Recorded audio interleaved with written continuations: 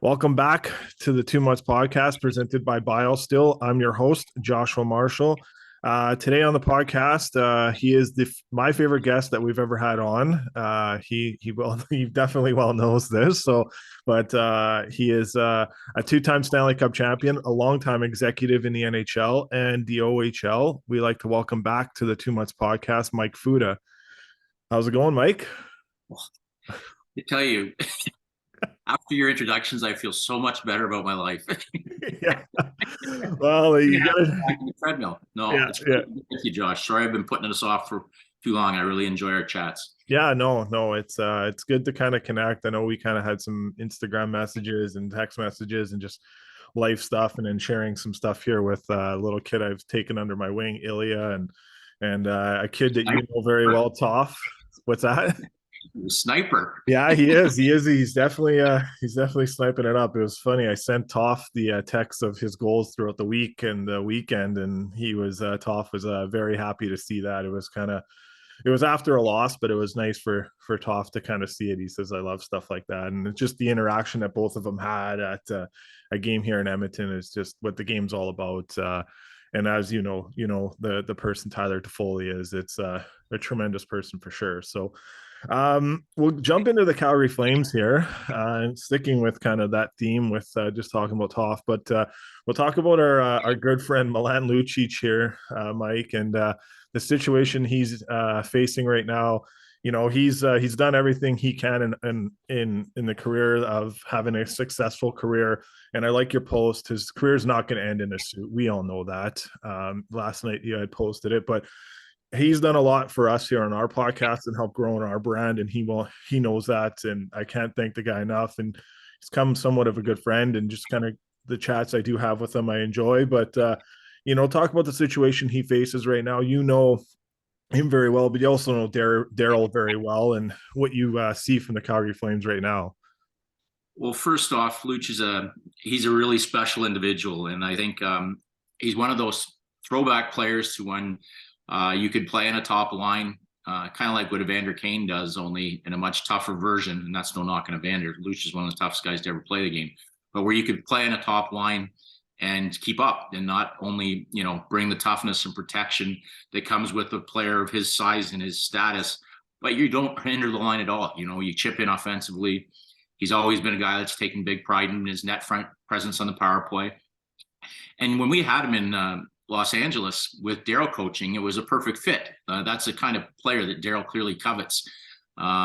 You forward it up years, he signed the big contract with Edmonton and struggled there, and then seemed to really have a new lease on life with the Flames. He was back in the building. Every time he touched the puck, you get the Luge chance, and he's getting in his dust ups, and his minutes were up. And I think that's something that Luch has got, one of those personalities that when he's playing and things are going well, you want him in the room in every situation. He's just such the ultimate team player.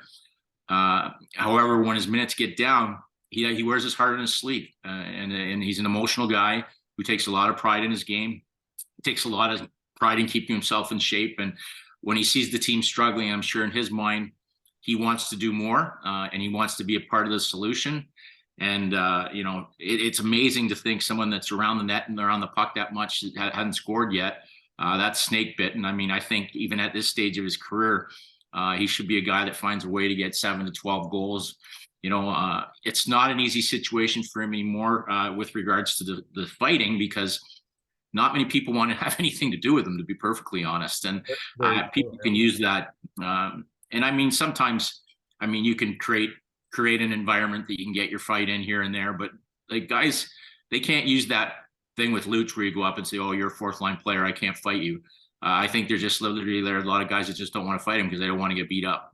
And so when you're not scoring and you're not bringing that environment, I'm sure Daryl, I think they've had a tough finish to last year. I'm sure Daryl just want to send a message. And Daryl, when he doesn't, when things aren't going well, when they're going well, sometimes Daryl creates some adversity, and he loves to create competition in his bottom six. And I think I've heard 100 interviews where Daryl said there was no competition at training camp. Guys were just handed their spot. And obviously, this is Daryl's way of trying to shake things up and shake the boots up. But I mean, there's some positives to it if Milan comes back and responds. There are some negatives to it when you see a team like Montreal last night taking some pretty cheap liberties on the Calgary Flames, and they Rudy, or it might have been during and in between the intermissions there on the panel where they just said they didn't think Montreal would be that celebratory. I think it was Pizzetta or whatever after the fight, and then Wi-Fi going over and high-fiving him with a little bit of a junior move about, you just kicked the guy's ass at his first college. It's a college player in his first fight, so I wouldn't exactly put the poster on the wall, but celebration was a little bit over the board, and those things don't happen when Milan Lucic's in the lineup. So I hope that, I don't like to see the injuries that the Flames have kind of bunked on, but you hope that they can patch things up and Luch can find his role back there and get his confidence up and help the team down the road, because that is part of their identity is toughness. And, they lost some of that with Goodbranson on the back end. You still got some big bodies back there, but when Luch is playing like Luch can, nobody brings that mix. And he's not the Luch from Boston, but he's still a very valuable piece of this puzzle. And hopefully he can find a way to contribute down the road here. Yeah, I definitely agree. Very well said. Because I personally think he's kind of that like captain of the team. I know there's no one wearing the C, but kind of what the experience he has and the the kind of culture he brings and the maturity he brings, but also the the professionalism that he brings to that group. I definitely think he's kind of that locker room leader.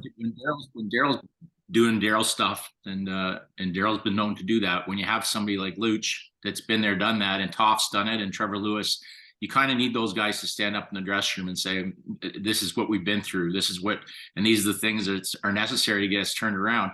And they're a real catalyst, those guys, having had played for Daryl in the past, to be able to talk to some guys that might be sitting in the Calgary room going, what in the hell is going on here?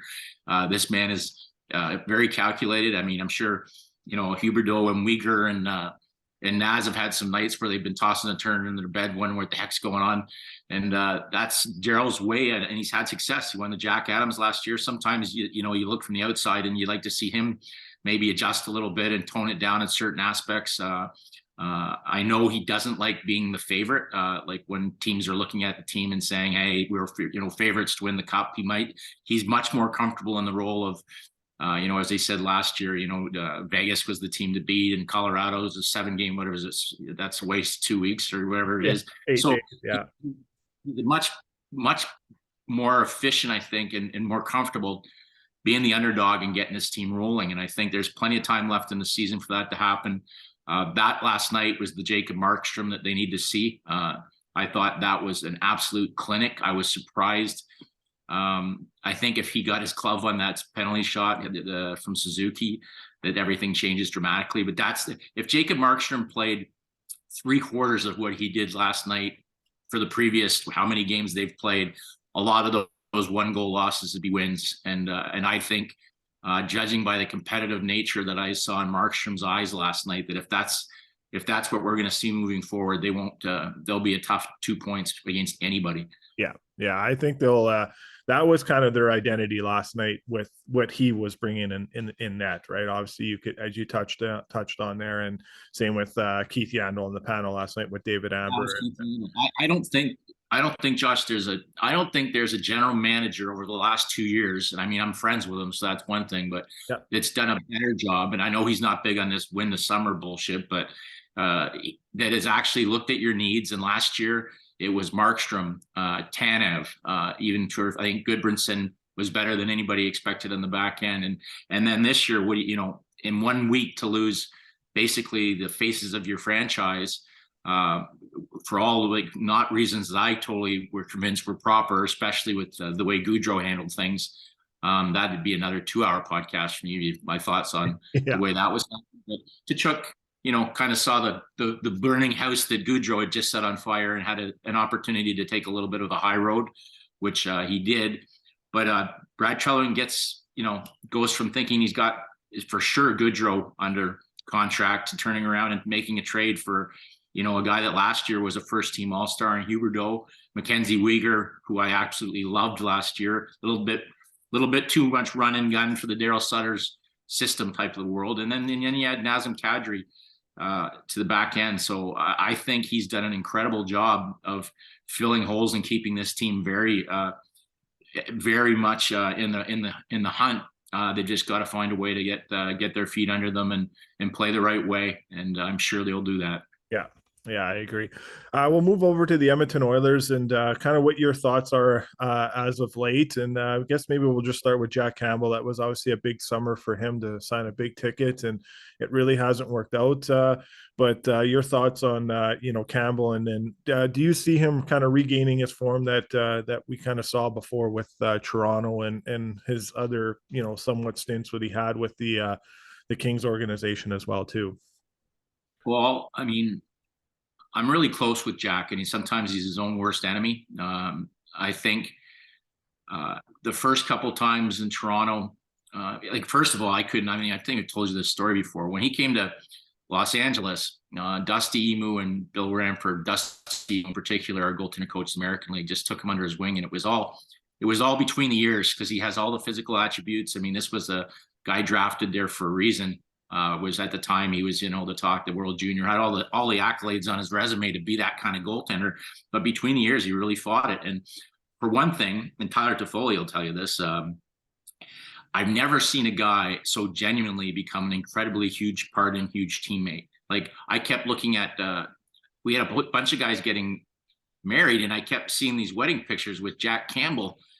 Like he's like the Forrest Gump of all the weddings. He's in every picture, and I'm like, how long did you guys know? Like, I didn't know you guys knew Jack. And no, we've only known him for like a year and a half. Like, that's the kind of genuine vibe that he gives to his teammates. So he goes to Toronto, huge market, gets hot at the right time, gets his confidence, looks for sure like this guy's a legitimate at least a 1B, an NHL starter for sure, all-star. And he starts to struggle, and he does what Jack does. And I love him, but I can't stand when he does it, where he takes the whole weight of the world's on his shoulder and says whatever. Yeah. He started this, it's not the Me Too movement, it's the I suck movement, which he started it. And it's like now everybody uses it. Like, I suck at hockey. I suck at, yeah. It's like, I get it. That stuff for me, you do in the dressing room with your teammates. If you want to apologize to them, you don't go out and apologize to the city and the media, because eventually, although it sounds good the first time and you get a little bit of compassion, after the third or fourth time, the city starts to agree with you. Yeah. And that's not what you want to do. And I think, again, he just takes so much pressure on himself. He's a very confident kid. I think he'll get it back. For the Oilers' sake, I hope they get it back. That's no knock on Skinner, but anytime you get a guy and put 25 schmil in his pocket, you don't want him, you can code it up all you want and add the 2 goalie salaries and say it's still fine. You don't want him sitting on the bench in a baseball hat 80% of the games. You need him to get going. The good thing about it is he's such a good kid that if he does get her going, the team's going to rally around him because they like him so much and respect him so much. And I think Jay Woodcroft's the exact type of person and coach, from what I know of Jay from our past history, that'll be a little bit patient here. You have to, for one thing, the contract, but he'll find a way to get him out of it. And he's got to be a big part of things down the stretch here. And again, it's got to be a team. It's got to be a team defense. And I think, obviously the Evander Kane injury is huge. It's obvious what a big, huge part he is of that team, and allowing them to spread out that top 6 a little bit more and bring some toughness and, whatever he is, an automatic 40 goal scorer. I just love the way the kid's been playing in Edmonton, and he seems to have turned around all the other BS as well, which is good for him and good for the organization. But the back end has some leaky holes to it. And again, a leaky defense and average goaltending is a very, very tough.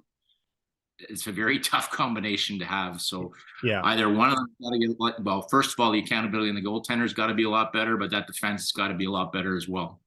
Yeah, it's been leaking a little bit here.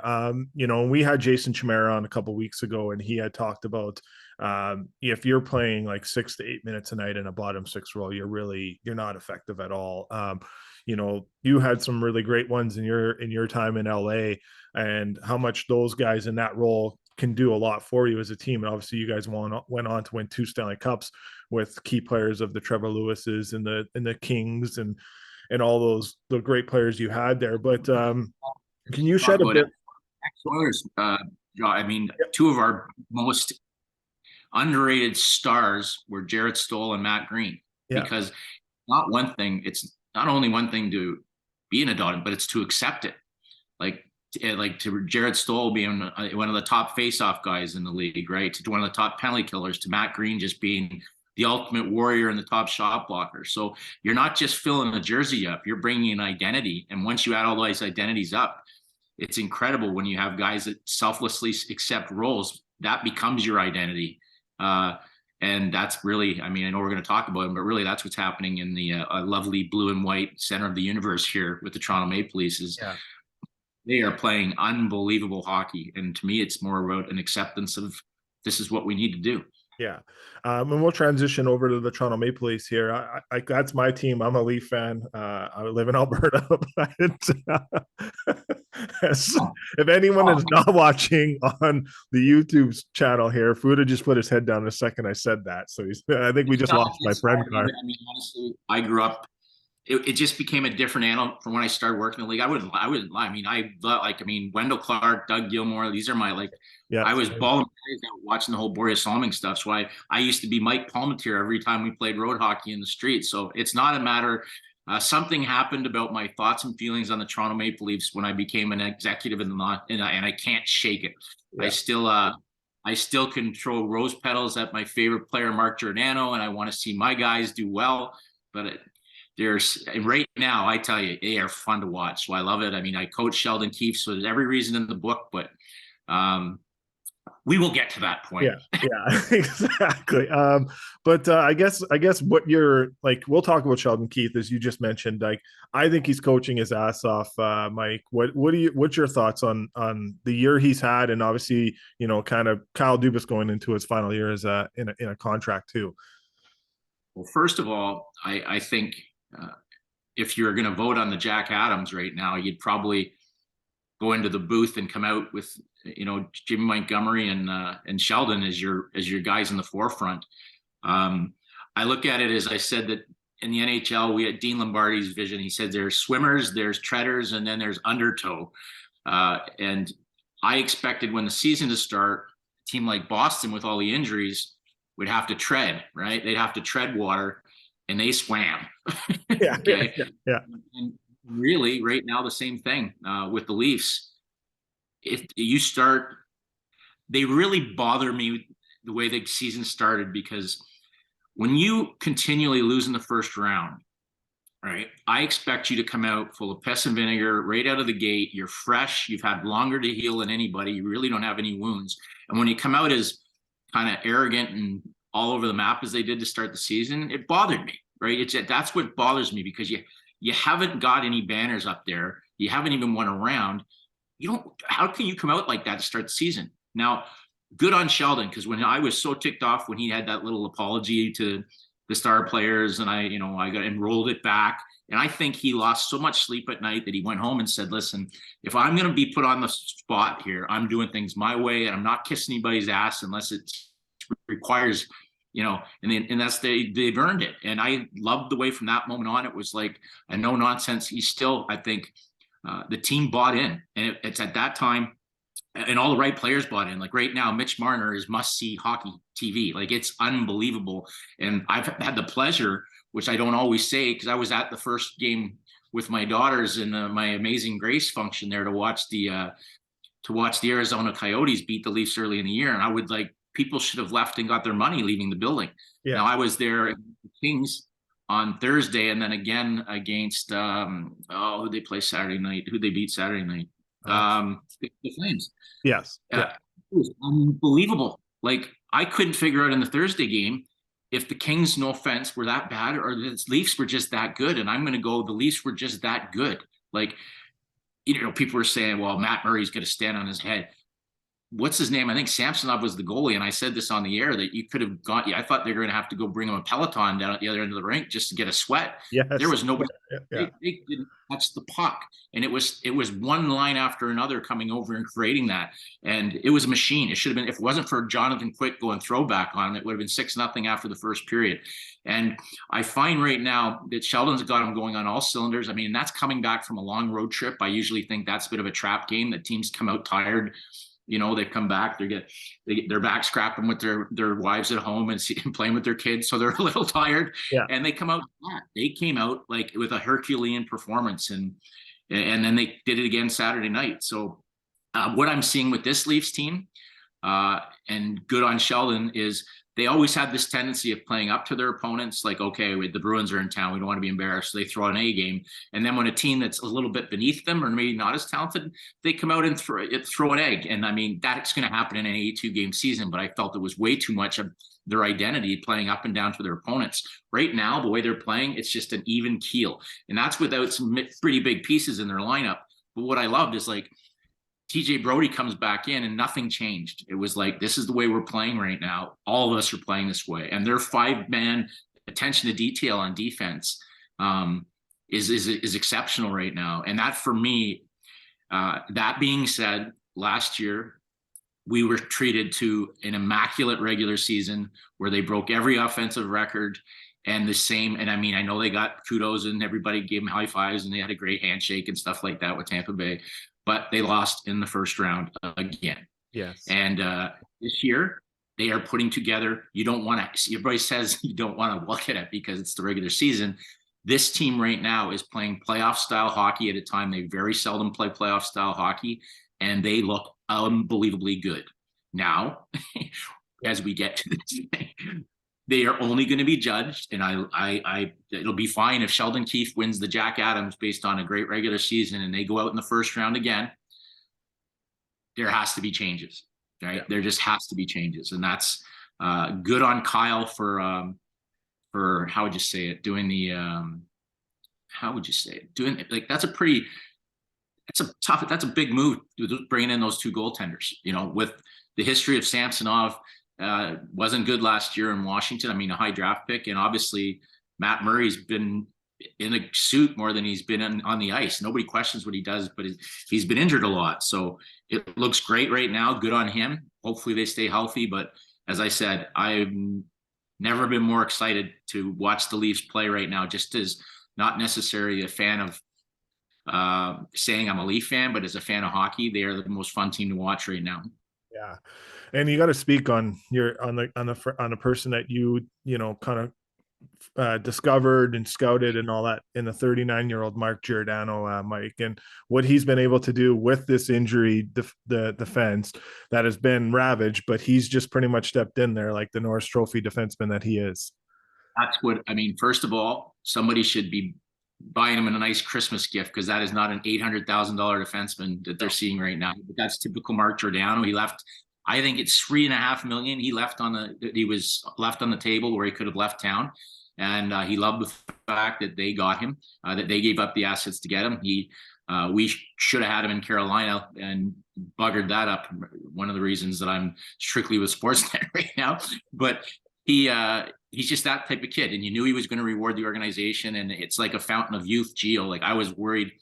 He was questioning himself in Seattle last year. They were playing him way too many minutes. He was playing in all the wrong situations, and he got exposed. And this year, he looks like, this to me looks like Gio candidate if the Norris Trophy was awarded to a defenseman that plays like a Selke player, who's not worried about numbers anymore and just playing defense, he'd be getting votes. And I just hope, because I love him so much, that he can maintain this kind of minutes, because you can play like you're 25, but your body still is a different age. And the amount of minutes he's playing, I want to make sure that Mark Giordano's fresh come playoff time. And I think that's why it's so huge that, well, everybody was kind of hoping the Leafs would tread with all these injuries. They have swam as well. And they put that, you look at the standings and you look up some of these teams that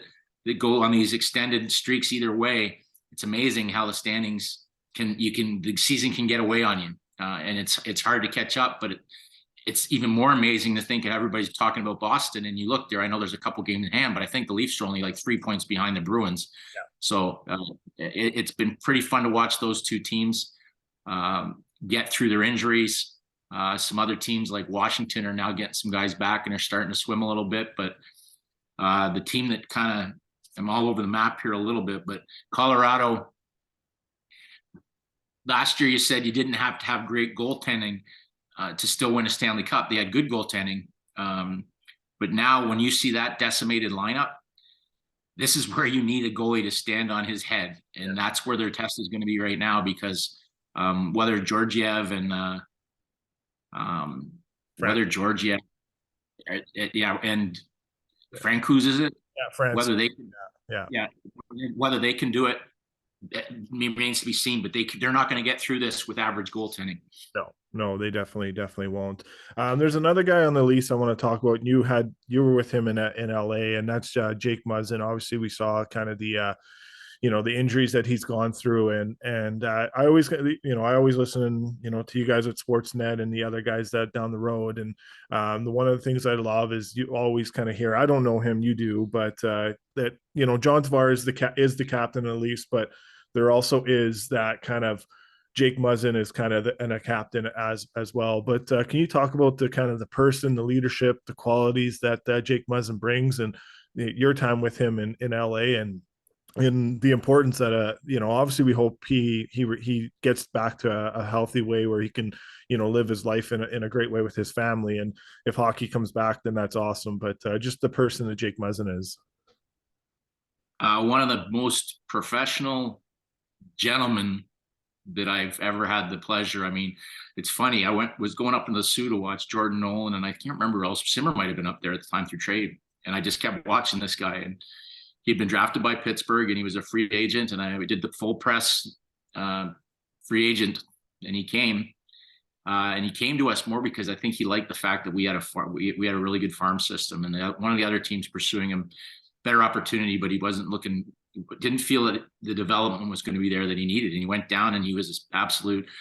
Our American League coach almost was trying to quit on him, and we ended up changing coaches based on a comment that he made about Jake Muzzin at the time, and Muzz just kept coming through, and he hooked up and became really close friends with Drew Doughty. I know they're great golf partners, and everybody was kind of like, well, anybody can play with Drew Doughty. I mean, that's easy to do. Like, look, he made Derek Forward into a millionaire, and Braden McNabb into a millionaire. And, even Rob Scuderi, who's absolutely was a great fit. It's easy to play with Drew. And when Muzz started playing with him, this guy's that good. Like, this is a legit 1-2 pairing, to the point that you could easily take Muzz off and he could control his own pair and run his own pair. And I think Muzz being around that group of leaders that we had, I mean, I think he was piling on he might have been piling on the pack as a black ace in the first, and then he was a 22-minute guy in our second Stanley Cup. And that experience is so invaluable that I picture the Leafs wondering and guessing, how do we get this done? And having all these meetings of the minds, how do we cross this finish line? Which the finish line is supposed to be the Stanley Cup, but let's just say the finish line is the first round of the playoffs. Yeah, exactly. You look across and say, Muzzin's done it, been there, done that. And he's got that calming effect. He's a big teddy bear, unfortunately, because he hits like a truck, but he's not a great fighter. So unfortunately, when he lowers the boom, a lot of guys, feel they have to jump in, and that's not his forte. But he's such a strong physical player, and he's such a smart guy that it's just it's just sad that a guy, because he's played that hard, is in this situation where you don't know whether he's ever going to play again because of the damage that could be done. And I mean, this guy, as much as he's it's got to be killing him not to play. His presence around the team is huge, but his presence as a father with his two beautiful children, and you see these pictures, it's amazing, right? This guy's a father first and foremost, and the nature of the injury is something that you just can't mess with your future health and welfare to that extent by risking to come back, and what happens could be catastrophic. So I wish him the best. I wish him the best with the health. I think the Leafs are a much better team, obviously, with him in the lineup. And when you even see Mitch Marner almost tear up when he talks about what he brings as a teammate, you're going to miss that, because again, when you look around that room, I don't know off the top of my head. I guess they added a couple rings with Matt Murray, but there aren't that many Stanley Cup rings to fall back on in that group of guys chasing their first, and Muzz has got one, and he was a huge part of it. Yeah, I think Zach Aston Reese might be the only other guy that might have a ring that's from up front from his time with the Penguins. But yeah, he's a treat to watch, and as a fan, like I feel some of those series that have turned that they're in those 7 game or 5 game series when they lost them kind of was the difference maker in some of those series when you lose an important player like that at that time. But you're with Sportsnet. We'll finish up kind of on this. How are you enjoying that? And you got a great team there. How fun is it to get on the panel to do Hockey Central before the games start throughout the night? It's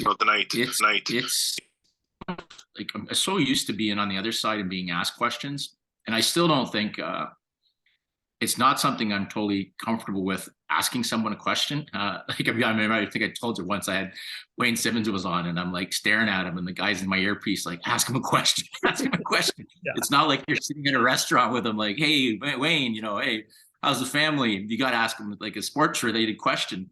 And some of them are so natural at that, like Freeds and Elliot Friedman. And I mean, like Caroline Cameron is an absolute treat. Not only beautiful, but she's so much knowledge and she makes this odd job so easy. David Amber is an absolute stud there. They make you feel so comfortable with that role. And even the people that slide in, you have so much respect for how they just get up and, hammer out their introduction. Like they aren't teleprompters they're on. Like I've been on respectfully, like Tim and Friends and stuff like that. Tim's the best in the business, but there's a lot of teleprompters.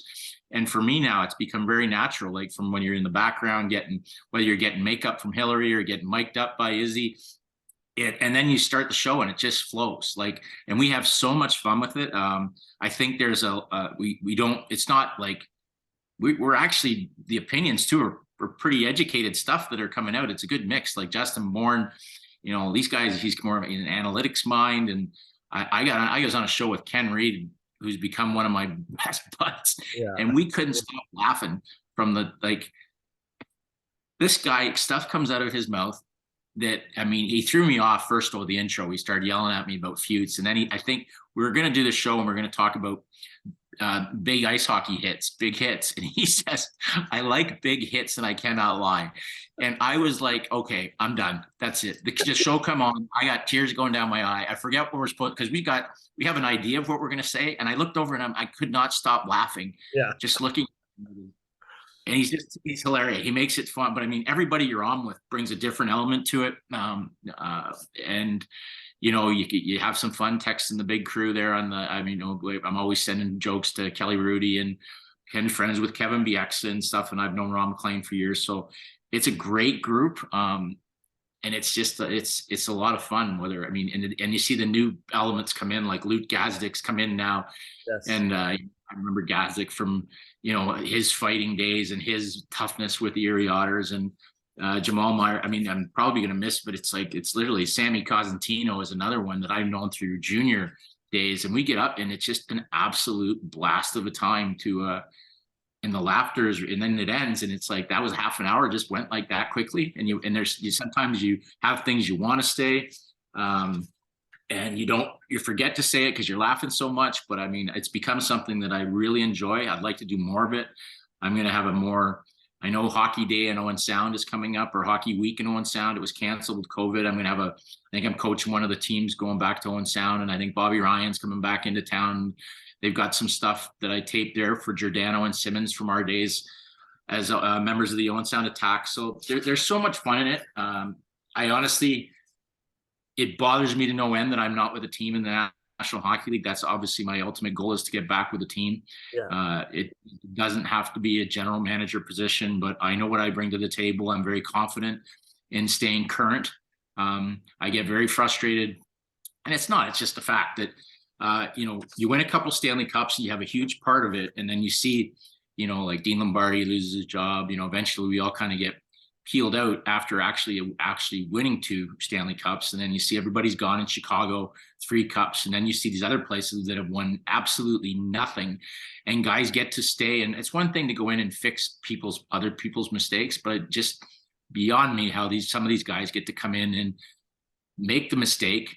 Yeah. And then fix their own mistake and pretend like, look around, hey, did nobody realize that was my mistake I just fixed? Exactly. And they just keep recycling. And that part of it's frustrating for me, but I'm going to just remain positive. I think, obviously there's some teams that were supposed to be swimming and treading that are undertow this year. So that usually means that there's going to be some job openings. You don't ever want to see somebody lose their job, but I want one. So Yeah. somebody down the road, that's the way hockey is. And as I said, I wouldn't trade the 2 Stanley Cups that I was a part of for anything in the world. The Kings this past, sometimes it gets away on you in a hurry, and you feel how time flies. And the Kings this summer invited us all, everybody whose name was on the cup, and their families. They flew us all in for a 3-day, like full blow it out at a 5-star resort. I don't know, God knows how much money they spent on us, but it was just such a classy.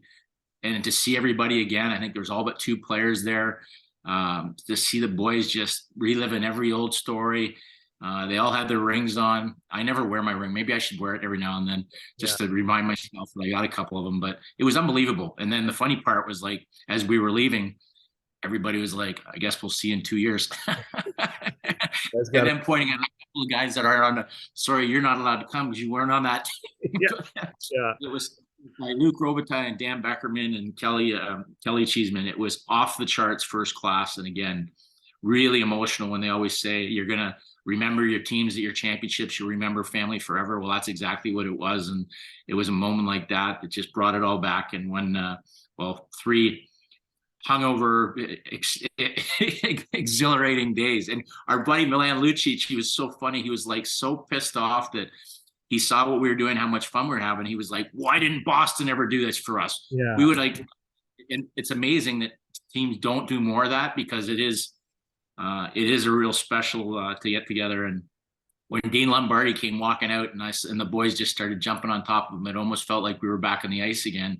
And then again, for me, like, it's like my own Sound days, like that first cup, to be on the ice, like having not won the championship in Owen Sound, and then to be on the ice with Brad Richardson and Trevor Lewis and Cliff here and all your guys that you had in junior, and you've got the big silver chalice coming out. It's a pretty special feeling. yeah. No, it is. Like, I pray every day, Mike, about getting you back in the NHL. Like, as you know, I'm a religious person, and I believe in that faith, and like, I don't want to get emotional, but you are the best in the game, in my opinion, and I love you, and I can't think enough about what you've done. And sorry, I'm getting emotional first time on the pod, but I just, I would, a lot of people talk about, like, the brain that Al Murray has in the scouting mind, but it was nice when I went to the Ivan Hlinka Gretzky Cup this year and got to sit down with Elaine Waugh, the agent there, and just him and I talking about you and talking to some of the other people, the Jason Spetzes, and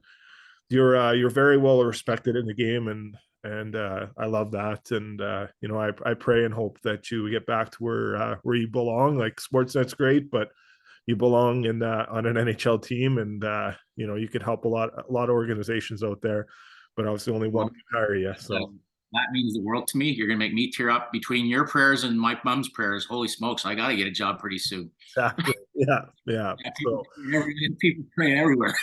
exactly, you got that right. So but thanks again for joining us. We'll finish up on that note, and I thank you so much again, and continued success, and we'll keep an eye on you on the tube, and hope all the best to you and your family during this the holiday season here, and enjoy the Christmas break with the kids, and the rest of your family. So thank you, Mike. My pleasure, bud. Love you too. God bless. Thanks.